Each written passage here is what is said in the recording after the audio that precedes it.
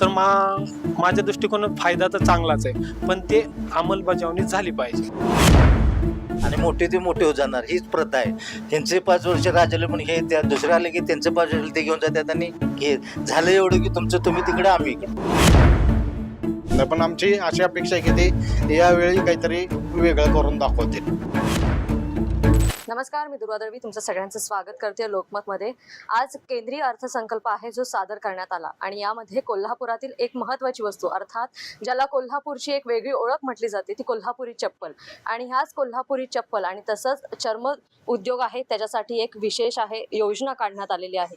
ही योजना कोल्हापुरातील कारागिरांपर्यंत पोहोचली आहे का? चप्पल व्यावसायिकांचं नेमकं म्हणणं काय? या अर्थसंकल्पातल्या या तरतुदीने त्यांच्या या व्यवसायामध्ये काय भर पडली जाणार आहे याविषयीच आपण सविस्तर जाणून घेणार आहोत. माझ्याबरोबर आहेत कोल्हापुरी चप्पल व्यावसायिक. काय सांगाल, काय वाटतं आजच्या अर्थसंकल्पावरती? तुम्ही खुश आहात का? तुम्हाला वाटतंय का की हे योग्य पद्धतीची योजना आहे चर्मोद्योगासाठी? ही योजना आहे ना,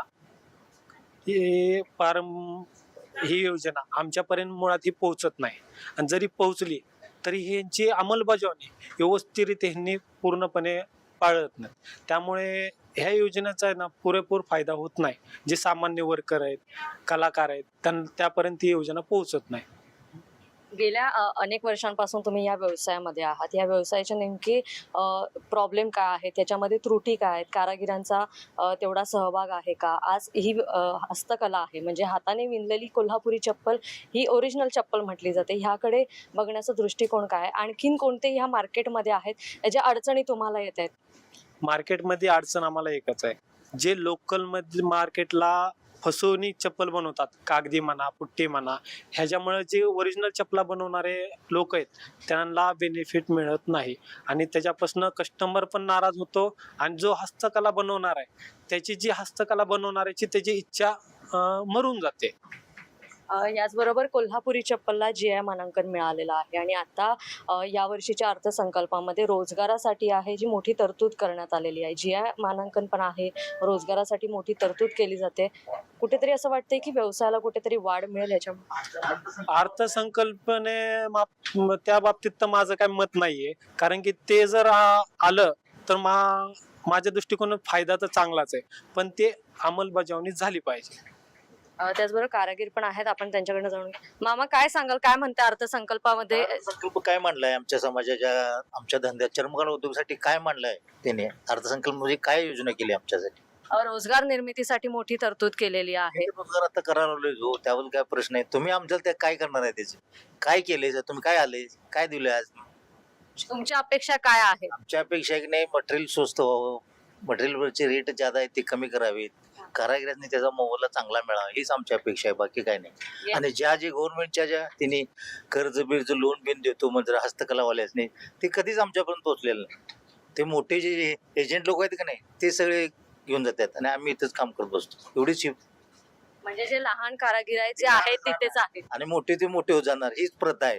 त्यांचे 5 वर्ष राजले म्हणून हे त्या दुसरे आले की त्यांचं 5 वर्ष ते घेऊन जातात आणि हे झालं एवढं की तुमचं तुम्ही तिकडे आम्ही इकडे. हे असंच चाललेलं आहे आतापर्यंत. ठोस काय कारवाई होणार झाली? नक्कीच. पण याचबरोबर GST देखील आहे जो या चप्पलवरती लावण्यात आलेला आहे. त्यामुळे काय बदल झालेले आहेत? आजच्या अर्थसंकल्पावरती तुम्ही खुश आहात? नाही, या अर्थसंकल्प आजच्या मी नक्कीच खुश नाही आहे, पण या योजनेची अंमलबजावणी पण त्यांनी आता पण कधीच केली नाही आणि पुढे पण करतील असं वाटत नाही. पण आमची अशी अपेक्षा आहे की ते यावेळी काहीतरी वेगळं करून दाखवतील. याचबरोबर कोल्हापूरची ओळख म्हणून कोल्हापुरी चपलेकडे बघितलं जातं. कोल्हापूरच्या या चप्पलच्या व्यवसायामध्ये चर्मोद्योग खूप महत्त्वाचा आहे, त्यासाठी तरतूद करण्यात आलेली आहे अर्थसंकल्पामध्ये. याकडे कसं बघताय? काय वाटतं ह्या रोजगार निर्मितीच्या योजनेमुळे कसं ह्या पाठबळ मिळेल या व्यवसायाला? रोजगार निर्मितीमुळे कसं सगळ्यात पहिला सरकारने म्हणजे जो कोल्हापूर चप्पलवर जो GSTचा शिक्का मारलेला आहे तो पहिला त्यांनी एकतर एकदम रिझनेबल म्हणजे कमी तरी ठेवावा, नाहीतर पूर्ण नकोसा करावा. तर आपण जाणून घेतलं कोल्हापुरातील चप्पल व्यावसायिक यांच्याकडून की अर्थसंकल्पात मांडण्यात आलेल्या या तरतुदीबद्दल त्यांचं म्हणणं काय आहे, काय आव्हानं आहेत या व्यवसायामध्ये आणि त्यांच्या नेमक्या अपेक्षा काय होत्या आणि अर्थसंकल्पावरती त्यांची मतं काय आहेत हे आपण जाणून घेतलं. याबरोबरच मी तेच आमच्या लोकमतसाठी कोल्हापूरहून दुर्वा दळवी. धन्यवाद.